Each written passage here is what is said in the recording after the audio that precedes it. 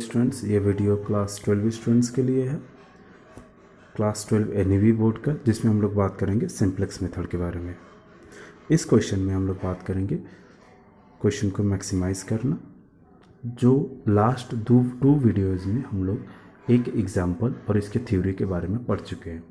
आप पहले last videos को देखिएगा, फिर इसको देखिएगा तो आपको अच्छे से समझ में आएगा। ये आपका दूसरा एग्जाम्पल है। इसमें हम लोग मैक्सिमाइज जेड का वैल्यू करना है 5x1 + 7x2। कंडीशंस है कि 2x1 + 3x2 less than equal to 13 और 3x1 + 2x2 less than equal to 12 होना चाहिए, और x1 + x1 और x2 दोनों ग्रेटर देन 0 होना चाहिए। तो यहाँ पे x1 x2 दोनों इंडिपेंडेंट वेरिएबल है और z हमारा डिपेंडेंट वेरिएबल है। तो बात ये है कि ये जो दो इनइक्वालिटीज़ है ये less than equal to sign है और ये मैक्सिमम का क्वेश्चन है, तो ये ठीक है। अब हम लोग बातें करते हैं कि लीनियर प्रोग्रामिंग प्रॉब्लम जो हमारा है मैक्सिमम है जेड 5x1 + 7x2। कंडीशंस जो है इस क्वेश्चंस को मैंने फिर से रिपीट किया है, तो ये क्वेश्चन को रिपीट कर लेंगे। This will be 1, this is 2, this is 3। अब यहाँ पे हम लोग 2 और 3 में स्लैग वेरिएबल को यूज करते हैं। Using slack variables in inequalities 2 and 3 we get.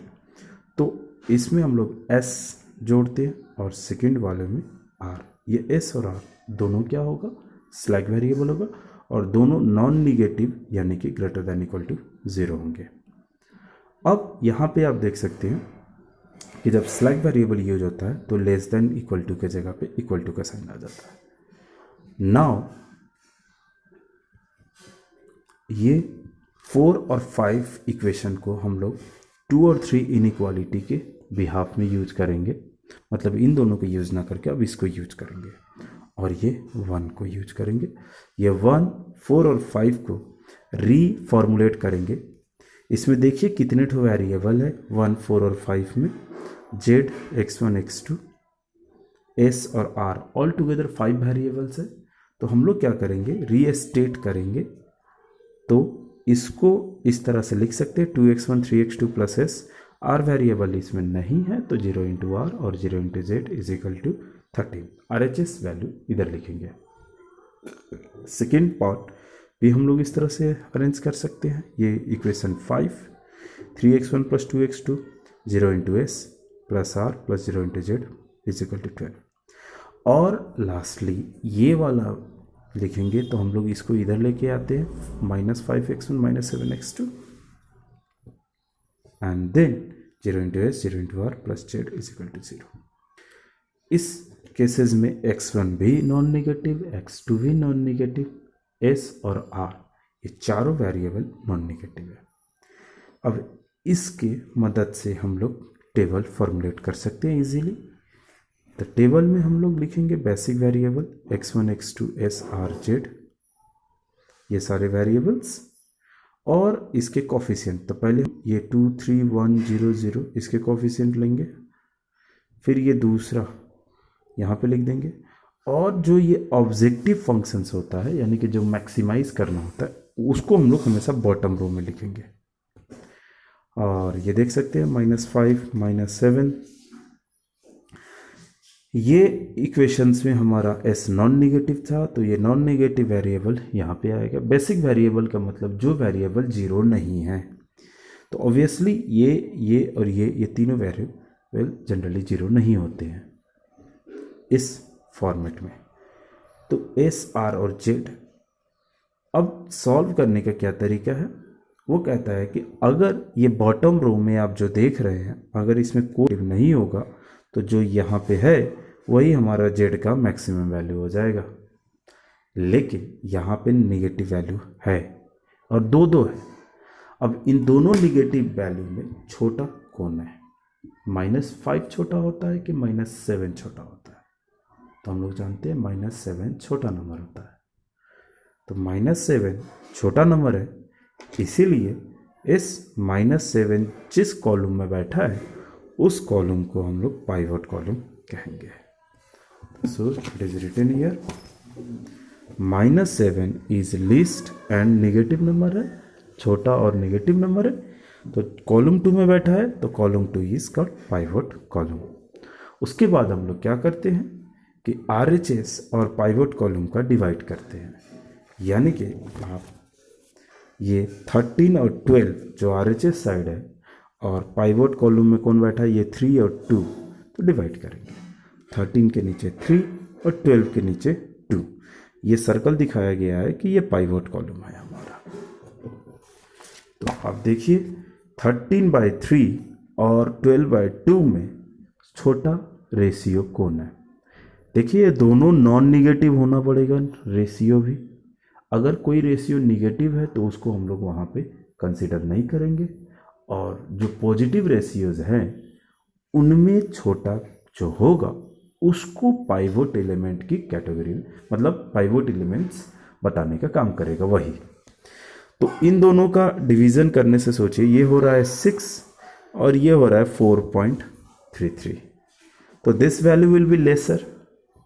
तो इसके डिनोमिनेटर जो है यानी कि 3 वो पाइवोट एलिमेंट होगा, और ये 3 कहाँ पे है, तो टेबल में देखिए ये 3 कहाँ से आया है, ये 3 ये वाला है, तो ये 3 हमारा पाइवोट एलिमेंट हो गया।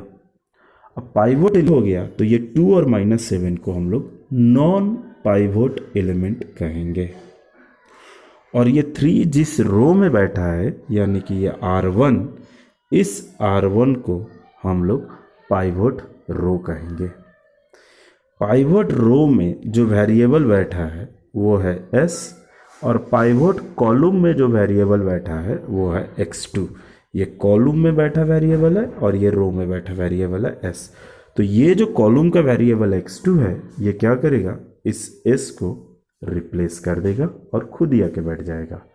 तो इस x2 को हम लोग इंटरिंग वेरिएबल कहते हैं। तो देखिए यहाँ पे लिखा गया है कि 3 इज पाइवोट एलिमेंट, ये जो नीचे, उसके बाद 3 R1 में है तो R1 इज पाइवोट रो, और x2 is replacing S and x2 is entering variable. अब हम लोग देख सकते हैं कि फॉर्मूला क्या है कि जो पाइवोट एलिमेंट है उसको आप 1 बनाइए। तो पाइवोट एलिमेंट हमारा 3 है, और 3 को 1 कैसे बनाए, तो कहता है कि 3 जिस रो में बैठा है यानी कि R1 में, आप उसी रो को 3 से डिवाइड कीजिए। The formula is pivot row, यही बताया गया था, pivot row is divided by pivot element. यही फॉर्मूला हम लोग यूज करते थे, थ्योरी ने यही बताया था। तो यहाँ पे पाइवोट रो R1 है, R1 को हम लोग R1 से 3 से डिवाइड करेंगे, 3 हमारा पाइवोट एलिमेंट। बड़ा इजी तरीका होता है। ऐसा करने से क्या होगा कि हमारा ये 1 बन जाएगा। तो ये क्या बनेगा 2/3, क्योंकि इस पूरे R1 को आप डिवाइड करेंगे तो ये 2/3 होगा, ये 1 होगा, ये 1/3 होगा, ये 0 होगा, ये 0 होगा, ये 13/3 बनेगा। तो लुक एट दिस, 2/3 1 1/3 0 0 13/3। अब यहाँ पे x2 लिखेंगे s के जगह पे।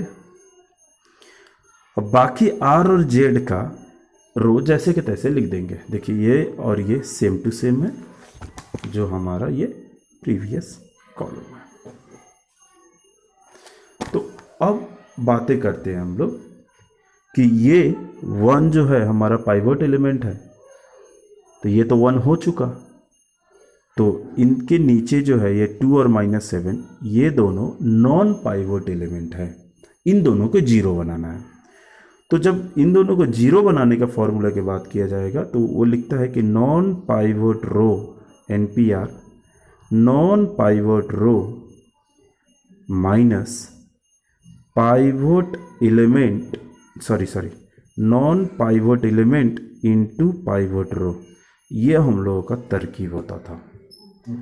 जो नॉन पाइवोट रो है यानी कि R2, ठीक है, ये 2 नॉन पाइवोट एलिमेंट है तो ये तो पाइवोट रो तो है भी तो नहीं ना, तो ये R2 लेंगे, फिर R2 लेंगे, और जो नॉन पाइवोट एलिमेंट है यानी कि 2 वो लेंगे R2 का, और फिर पाइवोट रो यानी कि R1 लेंगे। देखिए ये प्रोसेस आप करके देखिए, ये 0 बना रहा है 2 को। फिर -7 को 0 बनाने के लिए फिर यही फॉर्मूला को यूज करेंगे। तो नॉन पाइवोट रो यानी कि R3 को इस्तेमाल करेंगे, फिर यहाँ पे वही R3 लिखेंगे, फिर माइनस, और यहाँ पे -7 है तो दोनों का प्रोडक्ट होने से ये +7 बन गया है, और फिर यहाँ पे पाइवोट रो। तो आप ये प्रोसेस कीजिए, देखिए ये दोनों जीरो बन रहा है। जब हम इन दोनों का प्रोसेस करते हैं तो उसका फ़र्क इस पूरे R2 और R3 में पड़ता है। ये जीरो तो बनता ही है, साथ में ये सब वैल्यूज़ बदलने लगते हैं। तो देखिए क्या बना,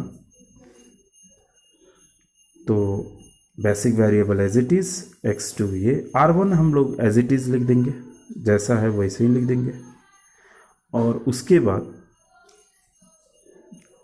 R2 - 2R1, मतलब इसको 2 से मल्टीप्लाई करना है और इसको ले आके 3 में घटाना है। जब 2 से मल्टीप्लाई करके 3 से घटाएंगे तो हम लोग को कितना मिलेगा, 5/3। इसको 2 से मल्टीप्लाई करके इस 2 से घटाएंगे तो ये ज़ीरो है, और इसको 2 मल्टीप्लाई करके इसमें से घटाएंगे तो ये -2/3, दिस इज़ 1, ये वैल्यू 0 ही रह गया। इसको 2 मल्टीप्लाई करके इसमें घटाएंगे, आप एलसीएम कीजिए, देखिए 10/3 आएगा। अब ये प्रोसेस क्या कहता है कि इन सबको 7 मल्टीप्लाई करना है और ले जाके R3 में जोड़ना है। तो 7 प्रोडक्ट करके इसमें ऐड करेंगे तो ये -1/3 आएगा, इसको 7 मल्टीप्लाई करके इसमें जोड़ेंगे तो ये 0, इसको 7 मल्टीप्लाई करके इसमें जोड़ेंगे तो ये 7/3, दिस इज़ 0, क्योंकि ये इसमें 7 मल्टीप्लाई करने से इसमें जोड़ने से कोई फ़र्क ही नहीं पड़ेगा, दिस इज़ 1 इटसेल्फ, और ये बन रहा है 0 के जगह पे 91/3। नाउ अब रूल क्या कहता है कि अगर ये निचला रो जो बटम रो है उसमें अगर कोई भी निगेटिव नहीं है तो ये मैक्सिमम वैल्यू होगा, लेकिन यहाँ पे अभी भी निगेटिव वैल्यू मौजूद है, दैट इज़ -1/3। तो अगर निगेटिव है तो रूल कहता है कि आप प्रोसेस को फिर रिपीट कीजिए। आई मीन कि यहाँ पे -1/3 आया तो पहले पता कीजिए कौन सा कॉलम में है, तो -1/3 इज़ नेगेटिव वैल्यू, बटम रो में है, और ये है C1 यानी कि ये पहला कॉलम में है। तो फिर RHS/C1 करेंगे। RHS पाइवोट कॉलम करते वक्त 13/3 डिवाइडेड बाई 2/3 और 10/3 डिवाइडेड बाई 5/3, तो डिवाइड करने से ये वैल्यू हो रहा है 6.5 और ये वैल्यू हो रहा है 2, तो छोटा है 2, और इनफैक्ट दोनों पॉजिटिव भी है, तो ये जो छोटे वाले रेशियो का ये 5/3 जो है ये पाइवोट एलिमेंट बन जाता है, तो ये पाइवोट एलिमेंट होगा। तो और ये 2/3 नॉन पाइवोट एलिमेंट और -1/3 नॉन पाइवोट एलिमेंट हो जाएगा। अब 5/3 पाइवोट एलिमेंट है, तो क्या करेंगे हम लोग, इस 5/3 को पहले 1 बनाएंगे, और ये जिस रो में है उस रो में R वेरिएबल बैठता है, तो ये x1 क्या करेगा, R को हटा के खुद बैठ जाएगा, और R2 इस पाइवोट रो। तो देखिए क्या किया जाएगा, x1 is entering variable, replaces R। अब जो R2 है उसको 5/3 से डिवाइड करेंगे तो क्या होगा, हमारा ये जो पाइवोट एलिमेंट है ये 1 बन जाएगा। इस पूरे रो को 5/3 से डिवाइड करेंगे, ये 5/3 से डिवाइड होगा तो ये 1, ये 0 का 0 ही रहेगा, ये 5/3 से डिवाइड होगा तो ये -2/5 बनेगा, ये 1 जो होगा 3/5 बन जाएगा, ये 0 का 0 रहेगा और ये 2 बनेगा। तो देखिए ये वैल्यू यहाँ पे x1 आ चुका, और ये जो R1 और R3 है x2 और z, ये एज इट इज़ लिख देंगे जो हमारा पीछे है। तो ये x2 और z हमारा एज इट इज़ है, ठीक। इसके बाद हम लोग क्या करेंगे कि ये हम लोग 2/3 और -1/3 को 0 बनाना है। तो इसका फॉर्मूला क्या होगा, यह R1 है, R1 - 2/3 R2, क्योंकि ये नॉन पाइवोट एलिमेंट है। फिर इसको 0 बनाने के लिए ये हमारा फॉर्मूला बन गया। अब इस फॉर्मूले को आगे बढ़ाते हैं, सॉल्व करते हैं। तो ये तो 0 हो गया, R2 को 2/3, इसको 2/3 मल्टीप्लाई करके इसमें घटाने से कोई फ़र्क नहीं पड़ेगा, इसको 2/3 करके 1/3 घटाएंगे तो हम लोगों का ये 3/5 हो रहा है। इसको 2/3 मल्टीप्लाई करना है तो होगा क्या कि 3 कट जाएगा, 2/5 होगा, तो ये होगा -2/5 और ये 0 का 0 हो जाएगा। इसको 2/3 से मल्टीप्लाई करके इसको घटाने से कोई फ़र्क नहीं पड़ेगा। इसको 2/3 मल्टीप्लाई करेंगे तो 4/3 होगा और 13 में घटेगा तो ये बन रहा है 3। सॉल्व करके देखिए, दिस इज़ 1, दिस इज़ 0, -2/5, 3/5, 0 और ये 2। अब ये प्रोसेस किया जाए तो 1/3 मल्टीप्लाई करके R2 में R3 में ले जाकर जोड़ना है। इसको 1/3 मल्टीप्लाई करेंगे तो 1/3 बनेगा, इसमें जोड़ेंगे तो ये 0 बन जाएगा। इसको 1/3 मल्टीप्लाई करके इसमें और इसमें जोड़ेंगे तो ये 0 का 0 ही रह गया। इसको 1/3 मल्टीप्लाई करके तो ये हो जाएगा -2/15 और इसमें ले जाकर जोड़ेंगे तो 7/3 में ऐड करेंगे -2/15 तो एलसीएम होके ये 35 -2 33/15 यानी कि ये 11/5 हो रहा है। सॉरी 11/5, हाँ यही होगा। और इसको आप 1/3 प्रोडक्ट करेंगे तो ये 1/5 होगा और इसमें ले जाकर जोड़ेंगे तो दिस विल बी 1/5 और ये 1 का 1 ही रहेगा। और यहाँ पे 1/3 मल्टीप्लाई करके इसमें जोड़ेंगे तो ये 2/3 ऐड करना पड़ेगा, दैट इज़ 93/3 बिकम्स 31। तो आप देखिए ये निचला जो बॉटम रो है, अब ये कोई भी निगेटिव वैल्यू नहीं रहा, तो bottom row does not contains any negative value.